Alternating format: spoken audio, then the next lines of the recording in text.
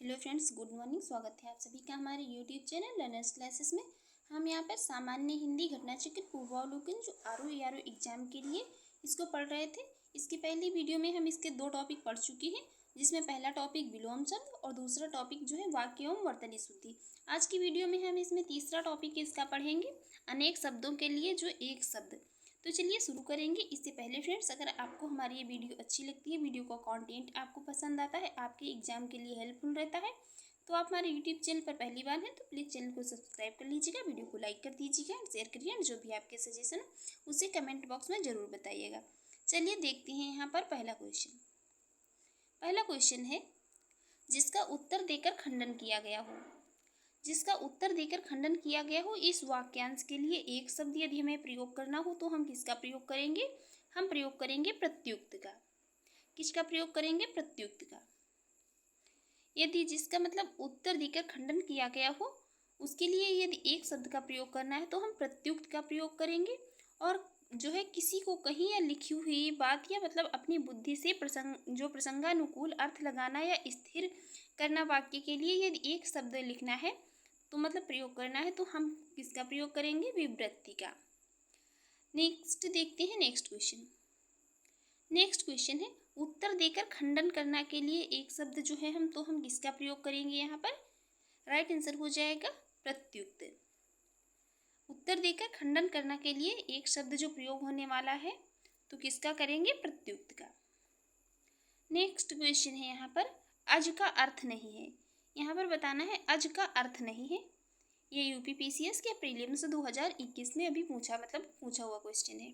यहाँ पर जितने भी क्वेश्चन हैं तो ये यूपीपीसीएस या मतलब जितने भी स्टेट पीसीएस के एग्जाम होते हैं या यूपीएससी के आरओ के या बीपीएससी जो भी स्टेट पीसीएस के एग्जाम है, सब में ये जो है हिंदी का जो सेकेंड पेपर होता है, सीसेट का पेपर, जिसमें कि हिंदी पूछी जाती है, तो ये सभी जो है उसमें पूछे हुए ही क्वेश्चन है। तो अज का अर्थ नहीं है यहाँ पर। अज का अर्थ है यहाँ पर अज जिसका जन्म ना हो, जिसका जन्म ना हो उसके लिए प्रयोग किया जाता है।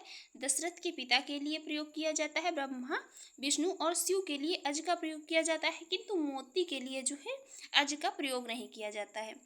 अज का प्रयोग मोती शब्द के लिए नहीं किया जाता है। नेक्स्ट क्वेश्चन है यहाँ पर। नेक्स्ट क्वेश्चन है, जो स्त्री सूर्य भी ना देख सके। जो स्त्री सूर्य भी ना देख सके उसके लिए एक शब्द कौन सा प्रयोग करेंगे? उसके लिए एक शब्द का जो प्रयोग करेंगे तो असूर्य स्पृश्या, असूर्यम स्पृश्या का शब्द का प्रयोग करेंगे। उसके लिए राइट आंसर हो जाएगा ऑप्शन सी। जो स्त्री कभी सूर्य ना देख सके उसके लिए एक शब्द का प्रयोग करना हो तो असूर्यम स्पृश्या या असूर्य स्पृश्या जो है इसका प्रयोग करेंगे। देखते हैं नेक्स्ट। नेक्स्ट है, इनमें से एक के लिए प्रयोज्य शब्द है। असूर्य स्पृश्या जो है तो ये किसके लिए एक प्रयोज्य शब्द है? तो ये प्रयोज्य शब्द है किसके लिए?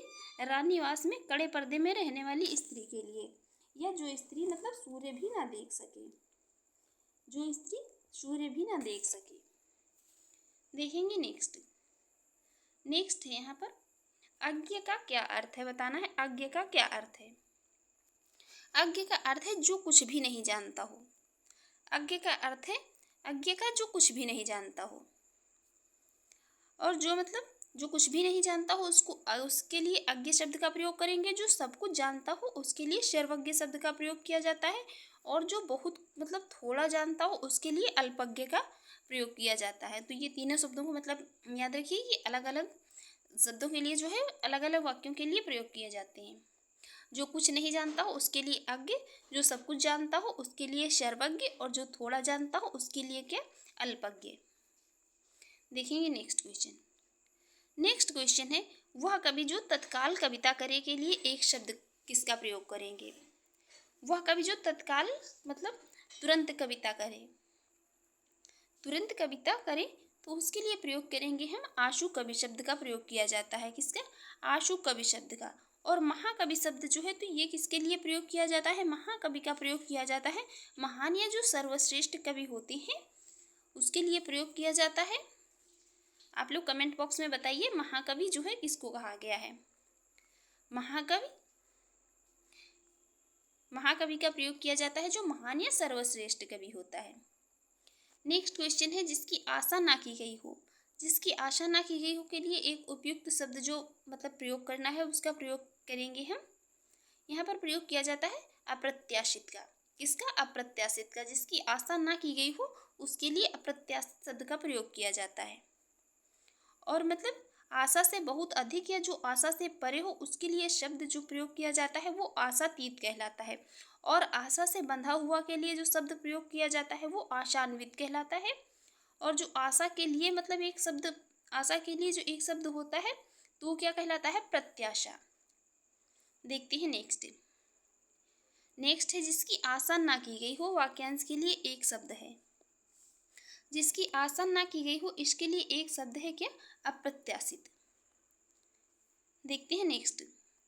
नेक्स्ट है बिना पलक झपकाए के लिए एक शब्द जो है कौन सा होगा? बिना पलक झपकाए के लिए एक शब्द जो कौन सा होगा? तो यही होगा निनिर्मेष। क्या होगा? निनिर्मेष। इसका मतलब शब्द जो है शब्द ये अपलक या एक टक शब्द का प्रयोग भी इसी संदर्भ में किया जाता है। जो बिना पलक झपकाए है इसके लिए अपलक या एक टक शब्द का भी प्रयोग किया जा सकता है। लेकिन यदि ऑप्शन में निनिर्मेष दिया रहेगा तो जो है प्रायोरिटी किसको? इसको देंगे। नेक्स्ट है यहाँ पर उत्तराधिकार में प्राप्त संपत्ति। इन अनेक शब्दों के लिए एक शब्द है। उत्तराधिकार में प्राप्त जो संपत्ति होती है उसके लिए यदि हमें एक शब्द का प्रयोग करना है तो किसका करेंगे? के लिए जो है मतलब एक शब्द का प्रयोग करना होता है तो हम आपको यहाँ पर बता देते हैं। यहाँ पर मतलब नेक्स्ट पेज पे दिया गया है, लेकिन रिक्त शब्द का प्रयोग किया जाता है। इसका रिक्त शब्द का प्रयोग किया जाता है उत्तराधिकार में प्राप्त संपत्ति के लिए। देखते हैं नेक्स्ट। नेक्स्ट मतलब और किसी के पास जो रखी हुई दूसरे की वस्तु होती है उसको क्या कहते हैं? धरोहर। उसके लिए किसी के पास रखी हुई दूसरे की वस्तु जो है तो वो धरोहर कहलाती है। उसके लिए धरोहर का प्रयोग किया जाता है। नेक्स्ट है यहाँ पर उत्तराधिकार में प्राप्त संपत्ति के लिए एक शब्द तो क्या हो जाएगा? रिक्त हो जाएगा। नेक्स्ट क्वेश्चन है जो युद्ध में स्थिर रहता है। इन मतलब अनेक शब्दों के लिए एक शब्द जो क्या होगा? जो युद्ध में स्थिर रहता है उसको कहते हैं युधिष्ठिर। क्या कहते हैं? युधिष्ठिर। देखते हैं नेक्स्ट। नेक्स्ट यहाँ पर जो युद्ध में स्थिर रहता है, ये मतलब मोस्ट इंपॉर्टेंट क्वेश्चन है, बहुत बार रिपीट हुआ है, युधिष्ठिर। नेक्स्ट क्वेश्चन है कम बोलने वाला वाक्यांश के लिए एक शब्द क्या होगा? कम बोलने वाले शब्द मतलब कम बोलने वाला इस वाक्यांश के लिए यदि एक शब्द का प्रयोग करना है तो करें कि क्या कहेंगे? उसको मितभाषी कहेंगे। क्या कहेंगे? मितभाषी। और बहुभाषी कहलाता है जो कई या अनेक भाषाओं का ज्ञान रखता है उसको क्या कहते हैं? उसको कहते हैं बहुभाषी कहलाता है। देखेंगे नेक्स्ट क्वेश्चन। नेक्स्ट क्वेश्चन है यहाँ पर और मधुर बोलने वाला जो है क्या कहलाता है? वो मृदुभाषी कहलाता है। क्या कहलाता है? मृदुभाषी कहलाता है। नेक्स्ट है यहाँ पर जो तौला ना जा सके, जो मतलब तौला जा सके, जो तौला जा सके उसको क्या कहते हैं? परिमेय। और अपरिमेय किसका प्रयोग किसके लिए किया जा सकता है? जो मापा ना जा सके। जो मापा ना जा सके और यदि किसी वस्तु की जो अदला बदली होती है उसको क्या कहलाते हैं? विनिमेय। और जो मतलब अनुमान करने योग्य वस्तु होती है, जो अनुमान करने योग्य हो कोई चीज तो उसको कहते हैं क्या? अनुमेय। देखते हैं नेक्स्ट। नेक्स्ट है जो ईश्वर में विश्वास रखता हो। जो ईश्वर में विश्वास रखता हो उसको क्या कहते हैं? उसके लिए एक शब्द का प्रयोग करते हैं आस्तिक। उसको कहते हैं आस्तिक। जो ईश्वर में विश्वास रखता हो और जो विश्वास के लायक हो उसे क्या कहते हैं? विश्वासी। कि जो मतलब किसी के प्रति आस्था रखने वाला हो उसके लिए यदि एक शब्द का प्रयोग करना है तो आस्थावान का प्रयोग करेंगे। नेक्स्ट है सब कुछ जानने वाले के लिए एक शब्द का प्रयोग करना है तो क्या करेंगे? सर्वज्ञ कहेंगे उसको। उसको क्या कहेंगे? सर्वज्ञ कहेंगे, जो सब कुछ जानने वाला। देखते हैं नेक्स्ट। नेक्स्ट है जो किसी विषय का ज्ञाता हो के लिए एक शब्द का प्रयोग करेंगे तो क्या करेंगे? जो किसी एक विषय का ज्ञाता हो उसको कहेंगे क्या? विशेषज्ञ। क्या कहेंगे? विशेषज्ञ। जो किसी एक विषय का ज्ञाता हो उसके लिए शब्द है विशेषज्ञ। और अभिज्ञ क्या कहते हैं? अभिज्ञ जानने वाला या जानकार को कहते हैं क्या? अभिज्ञ कहते हैं इसको। नेक्स्ट है, अपने सहारे पर रहने वाले के लिए एक शब्द का प्रयोग करेंगे तो उसको क्या कहेंगे? अपने सहारे पर रहने के लिए, अपने सहारे पर रहने वाला, उसको कहेंगे स्वावलंबी। क्या कहेंगे? स्वावलंबी। देखेंगे नेक्स्ट। नेक्स्ट है यहाँ पर अप्रमेय किस वाक्यांश के लिए एक शब्द है? अप्रमेय। तो ये पहला तो इसके लिए है कि जो मतलब तौला या मापा ना जा सके उसको भी अप्रमेय कहते हैं, और जो प्रमाण से सिद्ध ना हो सके। तो यहाँ पर जो है ये दोनों मतलब इनके लिए जो दोनों वाक्य दिए हैं, जो प्रमाण से सिद्ध ना हो सके इसके लिए भी अप्रमेय का प्रयोग किया जाता है, और जो तौला या मतलब नापा ना जा सके इसके लिए भी किसी एक शब्द का अप्रमेय शब्द का प्रयोग किया जाता है। देखेंगे नेक्स्ट। नेक्स्ट है, किसी पर विजय प्राप्त करने की इच्छा रखने वाला वाक्यांश के लिए एक शब्द है। किसी पर विजय प्राप्त करने की इच्छा रखने वाले व्यक्ति को क्या कहेंगे? जिगीषु। क्या कहेंगे? जिगीषु कहेंगे। और जो जीत लिया गया हो उसको क्या कहेंगे? विजित कहेंगे। जिसने विजय प्राप्त की हो वह क्या कहलाता है? वह कहलाता है विजेता। और जानने की इच्छा रखने वाला के लिए यदि एक शब्द का प्रयोग करना है तो उसको क्या कहेंगे? जिज्ञासु कहेंगे। नेक्स्ट है यहाँ पर, जो स्त्री सूर्य भी ना देख सके, जो स्त्री सूर्य भी ना देख सके उसके लिए एक शब्द का प्रयोग करना है तो उसके लिए क्या करेंगे? आसूर्यम पश्या। आसूर्यम पश्या का प्रयोग करेंगे इसके लिए। देखेंगे नेक्स्ट क्वेश्चन। नेक्स्ट क्वेश्चन है यहाँ पर, नेक्स्ट क्वेश्चन है यहाँ पर, कुछ खास शर्तों पर किसी कार्य को करने का समझौता के लिए एक शब्द किसका प्रयोग करेंगे? कुछ खास शर्तों पर किसी कार्य को करने का समझौता करने के लिए एक शब्द का यदि प्रयोग करना है तो क्या करेंगे? संविदा। संविदा का प्रयोग किया जाएगा। नेक्स्ट है, जिसकी पहले से कोई आशा न हो के लिए एक शब्द का प्रयोग करना है तो क्या करेंगे? तो उसके लिए प्रयोग करेंगे अप्रत्याशित। उसके लिए प्रयोग करेंगे अप्रत्याशित। और ये जो भी मतलब यहाँ पर सारे वर्ड दिए हैं, ये सारे शब्द तो इनको हम पहले भी देख चुके हैं। और जिसकी पहले से कोई आशा ना की गई हो उसको क्या कहते हैं? उसको प्रत्याशित कहते हैं। जिसकी पहले से आशा की गई हो उसको क्या कहेंगे? अप्रत्याशित। और जिसकी पहले से कोई आशा ना की गई हो उसको क्या कहेंगे? उसके लिए एक शब्द का प्रयोग करेंगे तो क्या कहेंगे? प्रत्याशित।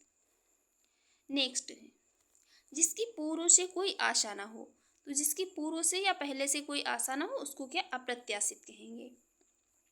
नेक्स्ट क्वेश्चन है यहाँ पर, राज्य द्वारा निकाला गया आधिकारिक आदेश। राज्य के द्वारा निकाला गया आधिकारिक आदेश जो है तो इस वाक्यांश के लिए एक शब्द का प्रयोग करेंगे तो इसको कहा जाता है अध्यादेश। ये क्या कहलाता है? अध्यादेश कहलाता है। इसको कहते हैं अध्यादेश। जो राज्य द्वारा निकाला गया आधिकारिक आदेश होता है कहलाता है अध्यादेश। और शासन के द्वारा जो जारी किया जाता है वो कहलाता है क्या? कानून, अधिनियम। और वह मतलब जो आधिकारिक सूचना या विशेषता या राजपत्र में प्रकाशित होती है उसको क्या कहलाती है? वो कहलाती है अधिसूचना। नेक्स्ट है यहाँ पर, वह स्त्री जिसका पति परदेश या विदेश गया हो। वह स्त्री जिसका पति परदेश या विदेश गया हो, इस शब्द के इसके लिए यदि एक शब्द का प्रयोग करना है तो वो किसका करेंगे? परदेश या विदेश गया हो तो उसके लिए प्रोषित पति का शब्द का प्रयोग करेंगे। क्या प्रयोग करेंगे? प्रोषित पति का। और जो नई मतलब विवाहित स्त्री होती है उसके लिए प्रयोग करेंगे नवोढ़ा।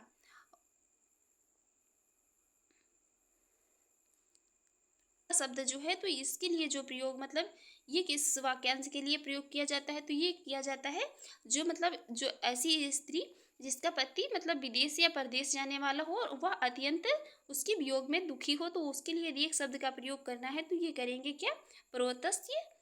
प्रत्याशित पति का। देखती है नेक्स्ट।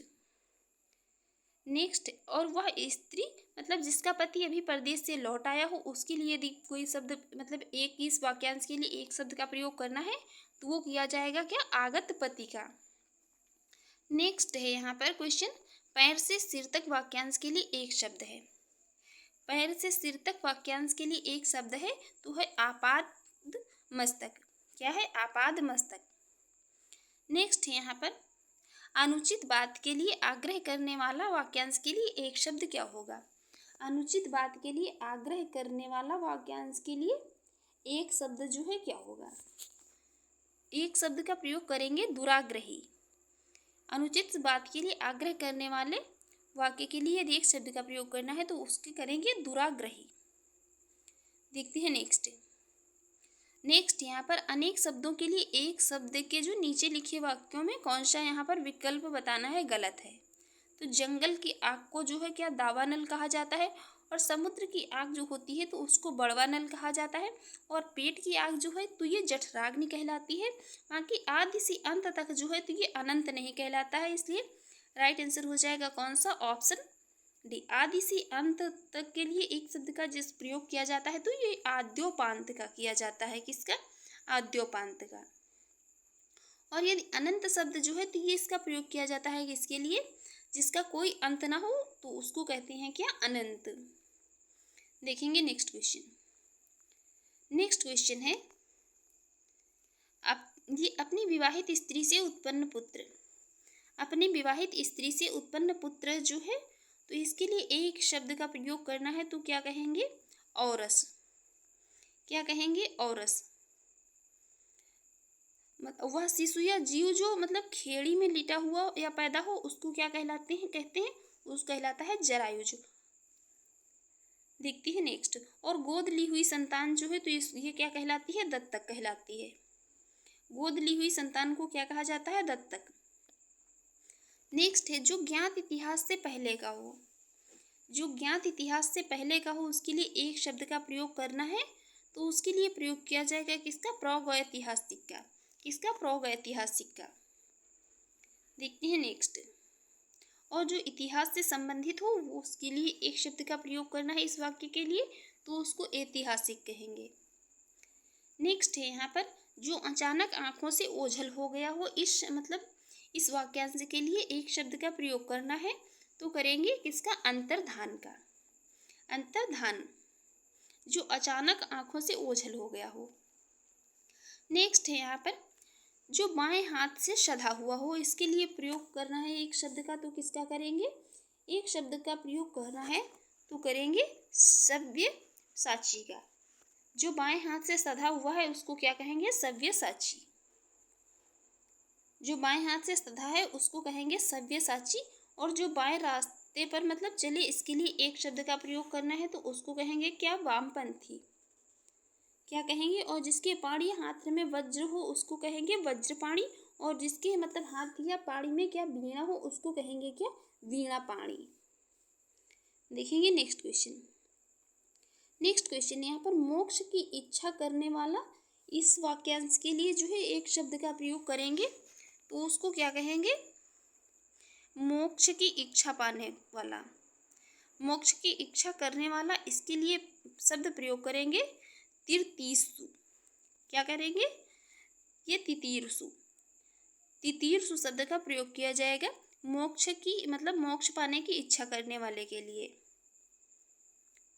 देखेंगे नेक्स्ट है यहाँ पर तैरने या पार करने का इच्छुक इसके लिए जो एक शब्द का प्रयोग करेंगे यहाँ पर ये मोक्ष पाने की इच्छा रखने वाला या तैरकर पार करने की इच्छा के लिए जो है एक यही शब्द ये तितीर्षु का प्रयोग किया जाता है।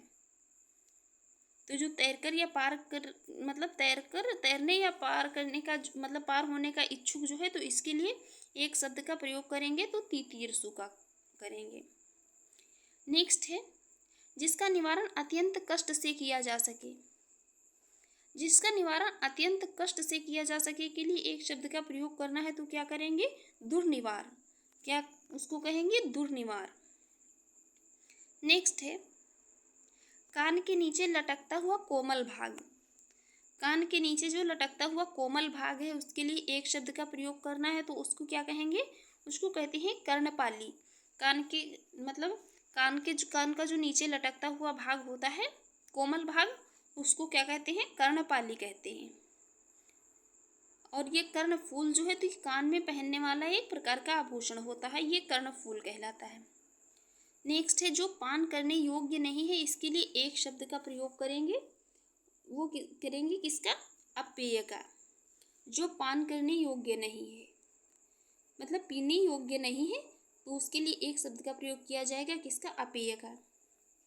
देखेंगे नेक्स्ट है यहाँ पर, नेक्स्ट है अनेक शब्दों के लिए एक शब्द के जो है निम्नलिखित विकल्पों में कौन सा यहाँ पर गलत है। तो अभी इसके पहले भी हम मतलब क्वेश्चन में देख चुके हैं। जंगल की आग जो है तो ये दावानल कहलाती है, और समुद्र की आग ये बड़वानल, और पेट की आग तो ये जठराग्नि कहलाती है। बाकी आगे की सोचने वाला जो होता है तो उसके लिए अग्रगामी शब्द का प्रयोग नहीं किया जाता है। आगे की सोचने वाला जो होता है तो उसके लिए अग्रसोची शब्द का प्रयोग किया जाता है, और अग्रगामी शब्द जो है तो ये आगे चलने वाले के लिए प्रयोग किया जाता है। देखते हैं नेक्स्ट है जो बहुत बोलता है वाक्य के लिए एक शब्द होगा। जो बहुत बोलता है इस वाक्य के लिए एक शब्द होगा वाचाल। बहुत बोलता है उसको क्या कहेंगे? वाचाल कहेंगे। और जो किसी विषय विशेष पर बोलता है उसको क्या कहेंगे? प्रवक्ता कहेंगे। और जो खर की तरह तेज है उसको क्या कहेंगे? प्रखर कहेंगे। नेक्स्ट है बहुत अधिक बोलने वाला व्यक्ति क्या कहलाता है? वाचाल कहलाता है। नेक्स्ट क्वेश्चन है जो भेदा या तोड़ा ना जा सके इस वाक्यांश के लिए एक शब्द। जो भेदा या तोड़ा ना जा सके तो उसको क्या कहेंगे? अभेद्य कहेंगे। क्या कहेंगे? अभेद्य कहेंगे। देखेंगे नेक्स्ट क्वेश्चन। और जो कठिनाइयों से भेदा जा सके उसको क्या कहेंगे? दुर्भेद्य कहेंगे। और जो अनुभव करने योग्य है, मतलब जो अनुभव करने योग्य है वह संबंध है। और भोग करने को जो है क्या कहेंगे? भोग करने को क्या कहेंगे? यहाँ पर नैवेद्य कहेंगे, संवेद्य कहेंगे। यहाँ पर इसको जो अनुभव करने योग्य है उसको क्या कहेंगे? संवेद्य कहेंगे। और जो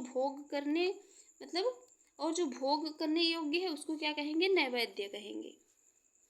नेक्स्ट है यहाँ पर जो एक जगह से दूसरी जगह ले जाया जा सके। जो एक जगह से दूसरी जगह ना ले जाया जा सके इसके लिए एक शब्द का प्रयोग करना है तो क्या कहेंगे? उसको स्थावर कहेंगे। उसको क्या कहेंगे? स्थावर कहेंगे।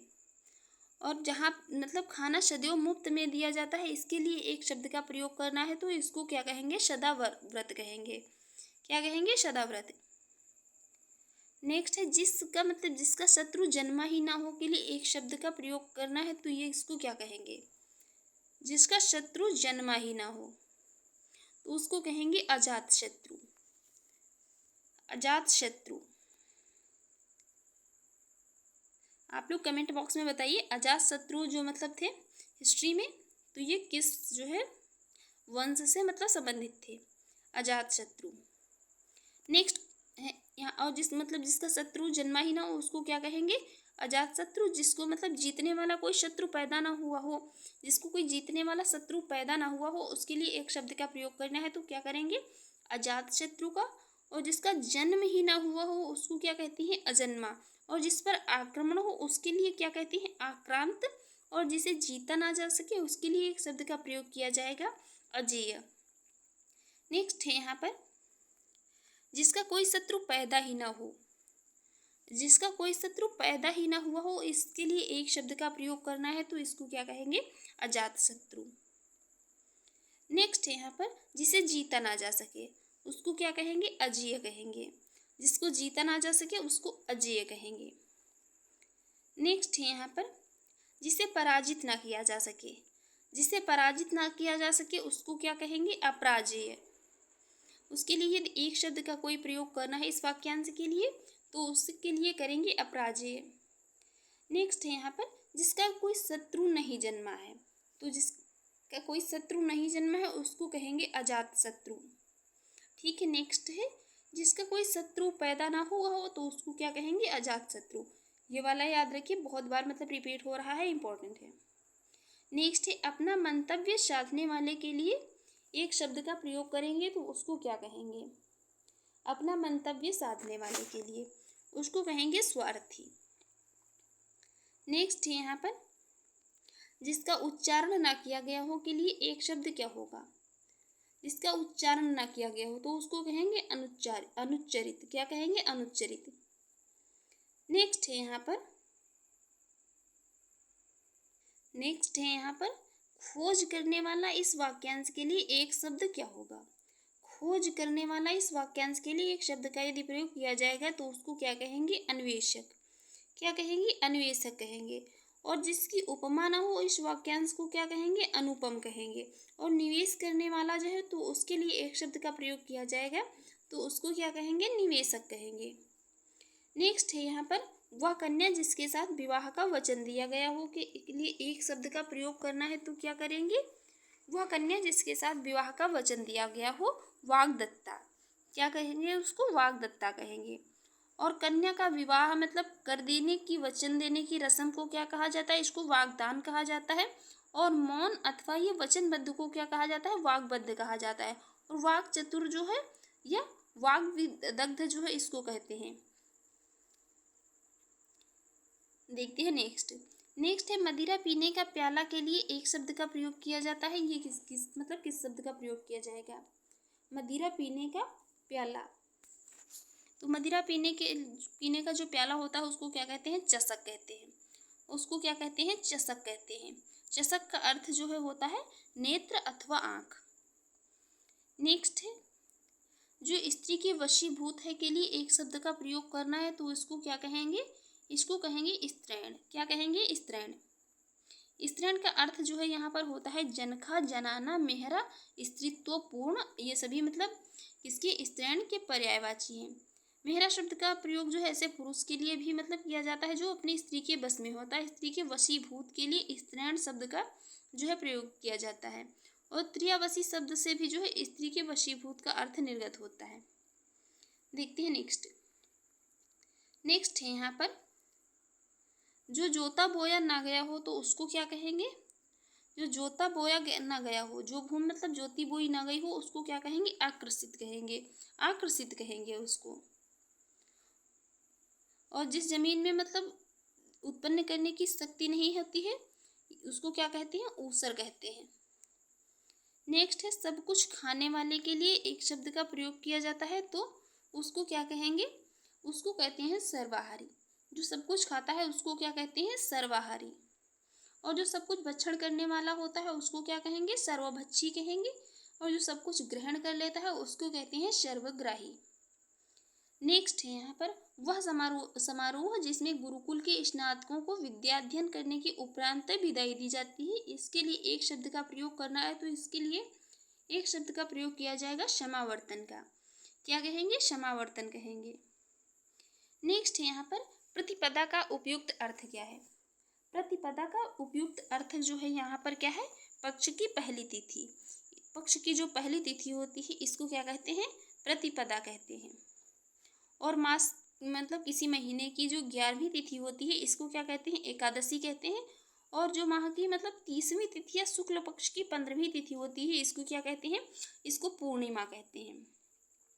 तो ये मतलब सभी चीज़ें याद रखनी है, ये पूछ ली जाती हैं। नेक्स्ट है यहाँ पर, कनिष्ठिका और मध्यमा के बीच की उंगली को क्या कहते हैं? कनिष्ठिका और मध्यमा के बीच की जो उंगली होती है उसको कहते हैं अनामिका। क्या कहते हैं? अनामिका कहते हैं। देखते हैं नेक्स्ट है, जिसके पेट में जो है माँ ने रस्सी मतलब या दाम बांध दी हो, जिसके पेट में माँ ने रस्सी बांध दी हो उसके लिए एक शब्द का प्रयोग करेंगे तो उसके लिए दामोदर का प्रयोग किया जाएगा, मतलब दामोदर शब्द का, जिसके पेट में माँ ने रस्सी बांध दी हो। नेक्स्ट यहाँ पर, पीछे पीछे चलने वाला इस वाक्यांश के लिए एक शब्द का प्रयोग किया जाएगा तो वो किसका किया जाएगा? पीछे पीछे चलने वाले के लिए तो अनुचर और यहाँ पर अनुगामी, ये दोनों शब्दों का प्रयोग किया जाएगा पीछे पीछे चलने वाले के लिए। नेक्स्ट यहाँ पर, जिसकी कोई कीमत ना हो सके। जिसकी कोई कीमत ना हो सके उसको क्या कहेंगे? उसको कहेंगे अमूल्य। और बहुमूल्य किसको कहेंगे? जिसकी मतलब बहुत अधिक कीमत हो उसको क्या कहेंगे? बहुमूल्य। जिसका मूल्य अधिक हो। नेक्स्ट यहाँ पर, थोड़ा नपा तुला भोजन करने वाले के लिए एक मतलब इस वाक्यांश के लिए एक शब्द का प्रयोग करना है तो क्या कहेंगे? उसको कहेंगे मिताहारी। क्या कहेंगे? मिताहारी कहेंगे। जो नपा तुला भोजन करता है उसको क्या कहते हैं? मिताहारी। और जो कम या नपा तुला खर्च करता है उसको क्या कहते हैं? मितव्ययी। क्या कहते हैं? मितव्ययी। देखेंगे नेक्स्ट क्वेश्चन। नेक्स्ट क्वेश्चन है यहाँ पर, गुरु के समीप रहकर अध्ययन करने वाला के लिए एक शब्द का प्रयोग करेंगे तो उसको क्या कहेंगे? उसको कहेंगे आश्रमवासी। गुरु के समीप रहकर जो अध्ययन करता है उसको कहते हैं आश्रमवासी। यहाँ पर गुरु के समीप रहकर मतलब अध्ययन करने वाला होता है उसको कहते हैं अंतेवासी। और जो आश्रम में मतलब निवास करता है उसको कहते हैं क्या? आश्रमवासी। जो आश्रम में रहता है उसको कहते हैं आश्रमवासी और गुरु के समीप रहकर अध्ययन करने वाला कहलाता है अंतेवासी। चलिए देखते हैं आगे। नेक्स्ट है यहाँ पर, जिसके हृदय पर आघात हुआ हो। जिसके हृदय पर आघात हुआ हो वाक्यांश के लिए उपयुक्त शब्द क्या होगा? तो जिसके हृदय पर आघात हुआ हो उसके लिए एक शब्द का प्रयोग करेंगे, उसको कहेंगे मर्माहत। क्या कहेंगे? मर्माहत। नेक्स्ट है यहाँ पर, जो अपने पद से हटाया गया हो के लिए एक उपयुक्त शब्द होगा। जो अपने पद से हटाया गया हो उसको कहेंगे क्या? पदच्युत। क्या कहेंगे? पदच्युत कहेंगे, जो अपने पद से हटाया गया हो। नेक्स्ट है यहाँ पर, जिसे किसी वस्तु की स्पृहा ना हो। जिसे किसी वस्तु की स्पृहा ना हो इसके लिए एक शब्द का प्रयोग करेंगे, तो निस्पृहा का प्रयोग करेंगे और निस्पृहा का प्रयोग करेंगे। इन दो शब्दों का प्रयोग करेंगे इसके लिए। देखेंगे नेक्स्ट है यहाँ पर, झगड़ा लगाने वाला मनुष्य को एक शब्द में क्या कहेंगे? जो झगड़ा लगाने वाला मनुष्य होता है उसके लिए एक शब्द का प्रयोग किया जाएगा, तो वो किस शब्द का प्रयोग किया होता है? तो उसके लिए एक शब्द का प्रयोग किया जाएगा, तो उसको क्या कहेंगे? उसको कहते हैं नारद। यहाँ पर मतलब आगे ऑप्शन में दिया रहेगा, यहाँ पर डी ऑप्शन में दिया है, तो उसको क्या कहेंगे? उसको कहेंगे नारद। और जो भेद बताने वाला होता है या रहस्य बताने वाला उसको कहते हैं विभीषण। और चाल चलने वाले को क्या कहते हैं? शकुनी कहते हैं। नेक्स्ट है यहाँ पर, महल के भीतरी भाग को किस शब्द में जानते हैं? महल का जो भीतरी भाग होता है उसको कहते हैं क्या? अंतःपुर। क्या कहते हैं? अंतःपुर। नेक्स्ट है यहाँ पर, जो क्षीण ना हो सके उसके लिए एक शब्द का मतलब प्रयोग करेंगे, तो क्या कहेंगे? उसको अक्षय कहेंगे। जो क्षीण ना हो सके उसको कहेंगे अक्षय, और जो मिट ना सके उसको अमिट कहेंगे। जिसका अंत ना हो उसको क्या कहेंगे? अनंत कहेंगे। नेक्स्ट है यहाँ पर, जिसके सिर पर चंद्र हो उसको क्या कहते हैं? जिसके सिर पर चंद्र हो उसको कहते हैं चंद्रशेखर। क्या कहते हैं? चंद्रशेखर। और जो चक्र को धारण करता है उसको कहते हैं चक्रधर। तथा चंद्रमा की वह स्थिति जब उस पर पृथ्वी की छाया पड़ने से उसका कुछ या सारा भाग दिखाई नहीं देता है, तो उस समय को क्या कहते हैं? चंद्र ग्रहण कहते हैं। क्या कहते हैं? चंद्र ग्रहण। नेक्स्ट है यहाँ पर, जिसके हृदय में ममता ना हो। जिसके हृदय में ममता ना हो उसको क्या कहेंगे? निर्मम। उसको क्या कहेंगे? निर्मम कहेंगे। और जिसके हृदय में क्षमा ना हो उसके लिए यदि कोई एक शब्द प्रयोग करना है तो उसको निर्दय कहेंगे। देखेंगे नेक्स्ट क्वेश्चन। नेक्स्ट है यहाँ पर, जिसके हृदय में ममता ना हो तो उसके लिए एक शब्द का प्रयोग करना है। क्या करेंगे? निर्मम। नेक्स्ट है यहाँ पर, तिलक लगाने में किस अन्न का प्रयोग किया जाता है? तिलक लगाने में प्रयोग किया जाता है किसका? अक्षत का। तिलक लगाने में अक्षत का प्रयोग किया जाता है। और जौ का प्रयोग जो है तो कहाँ पर किया जाता है? जौ का प्रयोग हवन सामग्री में किया जाता है। नेक्स्ट है, जिसका जन्म छोटी जाति या निचले वर्ण में हुआ हो उसके लिए एक शब्द का प्रयोग करना है, तो क्या कहेंगे? उसको अंत्यज कहेंगे। क्या कहेंगे? अंत्यज कहेंगे। और जो अंडे से जन्म लेने वाला होता है उसको अंडज कहते हैं। और चारों वर्णों जिसमें ब्राह्मण, क्षत्रिय, वैश्य तथा शूद्र में जिसे अंतिम स्थान प्राप्त हो उसे क्या कहते हैं? शूद्र। और जिसे छूना मना हो अथवा जो छूने योग्य ना हो उसको अछूत कहते हैं। नेक्स्ट है यहाँ पर, अंत्यज शब्द के लिए मतलब सही वाक्यांश जो है तो ये है, जो मतलब तथाकथित निम्न जाति जो है इसमें जन्म लेने वाला उसको क्या कहते हैं? अंत्यज कहते हैं, जो निम्न जाति में जन्म लेने वाला होता है। नेक्स्ट है यहाँ पर, जिसका उपचार ना हो सके के लिए एक शब्द का प्रयोग करेंगे। जिसका उपचार ना हो सके, ऐसी बीमारी जिसका उपचार ना हो सके तो उसको कहेंगे असाध्य। क्या कहेंगे? असाध्य कहेंगे। देखते हैं नेक्स्ट यहाँ पर, वीर पुत्र को जन्म देने वाली के लिए जो एक शब्द का प्रयोग करना है तो उसको क्या कहेंगे? उसको कहेंगे वीर प्रसू। वीर प्रसू कहेंगे। जो वीर पुत्र को जन्म देने वाली स्त्री होती है उसको कहेंगे वीर प्रसू। और वीर स्त्री के लिए जो एक शब्द का प्रयोग किया जाएगा वीरांगना। और पुत्र को जन्म देने वाली स्त्री को कहते हैं पुत्रवती। और वीर बहू के लिए एक शब्द जो है तो वीर बहुरी का प्रयोग किया जाता है। नेक्स्ट है यहाँ पर शक्तिशाली, दयालु, शांत, धीर और योद्धा नायक के लिए एक शब्द जो है तो ये है क्या, धीरोदात्त। किसका प्रयोग किया जाता है, धीरोदात्त का। सूरवीर किंतु ये अभिमानी नायक के लिए एक शब्द जो है तो ये क्या है, धीरोदात्त है। जबकि सूरवीर किंतु जो है ललित कलाओं का जो प्रेमी नायक होता है तो उसके लिए ये धीर ललित शब्द का प्रयोग किया जाता है। नेक्स्ट है, वह नायिका जो अपने पति के परदेश में होने के कारण दुखी हो तो उसको क्या कहते हैं, उसको कहते हैं वियोगिनी। क्या कहेंगे, वियोगिनी कहेंगे। और यहाँ पर ये मतलब प्रोसित पतिका किसको कहते हैं, तो प्रोसित पतिका कहते हैं जिसका पति कहाँ, मतलब जो वह जिस स्त्री का पति विदेश चला गया हो उसको क्या कहते हैं, उसको कहते हैं प्रोसित पतिका। विरह दुख में जलने वाली स्त्री के लिए एक शब्द जो है तो ये विरह विदग्धा है। वह स्त्री जिसका पति रात में मतलब दूसरी स्त्री के पास रहकर प्रातः आया हो, इसके लिए एक शब्द का प्रयोग जो है तो ये किया जाता है क्या, खंडिता। देखेंगे नेक्स्ट क्वेश्चन है यहाँ पर, खाद्य सामग्री जो यात्रा के समय रास्ते में उपभोग के लिए दी जाती है। खाद्य सामग्री जो यात्रा के समय रास्ते में उपभोग के लिए दी जाती है उसको कहते हैं क्या, पाथेय। उसको क्या कहते हैं, पाथेय कहते हैं। और स्वल्पाहार यहाँ पर कहा जाता है स्वयं के लिए, मतलब वह आहार जो थोड़ा या कम हो। और उपहार कहा जाता है पथ्य या अन्य, मतलब अर्थ प्रकट करता है यहाँ पर उपहार जो है। नेक्स्ट है यहाँ पर, आधी रात का समय क्या कहलाता है। तो आधी रात का समय जो होता है तो ये कहलाता है क्या, निशीथ। क्या कहलाता है, निशीथ, आधी रात का समय। और ये सरवरी, विभावरी तथा निशा जो है तो ये सभी क्या है, मतलब रात के पर्यायवाची हैं। नेक्स्ट क्वेश्चन है, जिसके पास कुछ भी ना हो। जिसके पास कुछ भी ना हो वाक्यांश के लिए एक शब्द का प्रयोग करना है तो उसके लिए प्रयोग करेंगे अकिंचन। जिसके पास कुछ भी ना हो उसको कहेंगे अकिंचन। और किंचित का अर्थ मतलब कुछ अथवा थोड़ा होता है, जबकि आकुंचन का अर्थ होता है सिमटना।